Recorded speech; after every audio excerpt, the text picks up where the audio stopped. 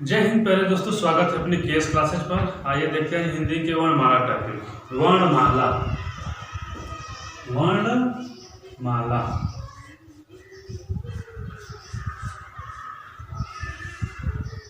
वर्णमाला से पहले जानते हैं कि भाषा की सबसे छोटी इकाई क्या होती है। भाषा की सबसे छोटी इकाई तो बनती है ध्वनि। क्या होती है? ध्वनि। अगर ध्वनि नहीं रहे तब वर्ण बोलते हैं। वर्ण या अक्षर। इसी क्रम में ध्वनि से वर्ण बनता है, वर्ण से के बाद बनता है शब्द। शब्द से क्या बनता है?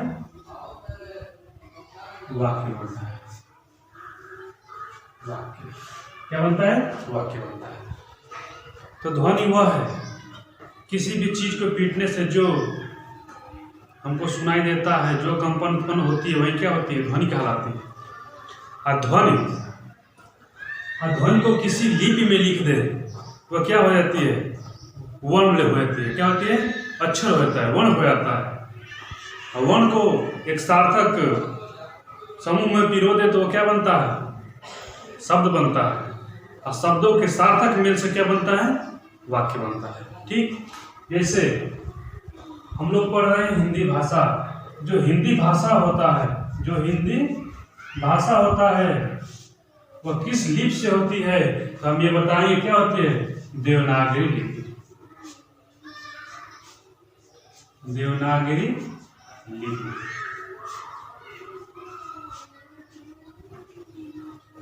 अब हम जान गए कि ध्वनि क्या होता है, वर्ण क्या होता है, शब्द क्या होता है, वाक्य। यानी सबसे छोटी इकाई ध्वनि। ध्वनि नहीं है तो हम वर्ण या अक्षर पर लगाएंगे, तो सबसे छोटी इकाई क्या हो जाएगी? ध्वनि। अगर ध्वनि ऑप्शन में नहीं है तब क्या लगाएंगे? अक्षर। ठीक। आइए देखते हैं वर्ण। यहां से हम जानते हैं वर्ण। वर्ण कितने प्रकार के होते हैं? तो वर्ण मुख्यतः दो प्रकार के होते हैं। कौन कौन से? तो पहला होता है स्वर, दूसरा क्या होता है? व्यंजन। क्या होता है? व्यंजन। स्वर को देखें तो स्वर से कौन कौन से प्रश्न बनते हैं ये पहले याद जान जाएंगे। स्वर से पहला प्रश्न यही बनता है कि स्वरों की संख्या कितनी है। स्वरों की संख्या कितनी है। दूसरा ये बनता है कि मात्राएं कितनी होती हैं। और तीसरा ये बनता है कि इसके भेद कितने हैं। इसके भेद कितने हैं ये हम जान जाए। स्वरों की संख्या होती है कितना? 11। कितना होता है? 11। और मात्राएं होते हैं 10। और भेद कितने होते हैं? 3। कितने होते हैं? तो 3। अभी जाने की स्वरों की संख्या 11 है, मात्राएं 10 है, उसको पहले हम लोग क्लियर कर लें। तब स्वर में जानते हैं आता है अ, आ, इसको हम लोग पढ़ते हैं छोटी ही, बड़ी ही, छोटा हूँ, बड़ा हूँ, री, ए, आए, ओ और आओ। ठीक है। नहीं कितना हो रहा है? 1 2 3 4 5 6 7 8 9 10 11। अब हम इनको जान जाएं कि इनकी संख्याएं 11 हो रही है तो मात्राएं कैसे 10 हो रहे हैं। हम जानते हैं कि अ की कोई मात्रा नहीं होती है। क्या? अ की कोई मात्रा नहीं होती है। जब अ की नहीं मात्रा हुई तो बचे कितने? 11 में से एक निकल गया, कितना बचा? 10। तो मात्राएं कौन कौन से हैं?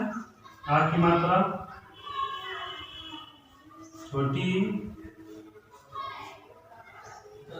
छोटा हूँ, बड़ा हूँ, उसके बाद ए,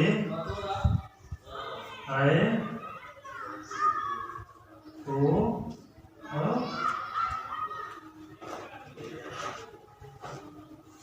और देखिए 1 2 3 4 5 6 7 8 9 10। कितने हो गए मात्रा? तो मात्राएं हो गए 10। ठीक, तो हम ये देखते हैं कि व्यंजन से कौन कौन सा प्रश्न बनेगा। तो व्यंजन से बनेगा कि व्यंजन की संख्या, उसके बाद पूछेगा व्यंजन के संख्या, उसके बाद संख्या में भी 2 पूछेगा। संख्या में क्या पूछेगा? 2। पहला पूछेगा मूल, कितने मूल हैं। उसके बाद संख्या एक और पूछेगा, संख्या, उसमें कहेगा कुल।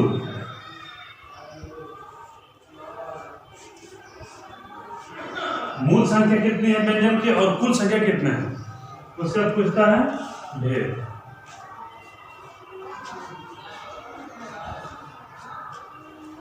तो मूल संख्या को बताएं तो मूल संख्या होते हैं 3 33। कितना होते हैं? 33। और कुल होते हैं 39। और इसके भेद कितने होते हैं? भेद होते हैं इसके 30। भेद में हम जानते हैं होता है स्पर्श, स्पर्श व्यंजन। दूसरा होता है अंतस्थ व्यंजन और एक होता है उष्ण व्यंजन। स्पर्श व्यंजन कितने होते हैं? ये हो जाते हैं 25, अंतस्थ होते हैं 4 और उष्ण होते हैं 4। ये कुल कितने हो गए? 5 4 2 4 13 35।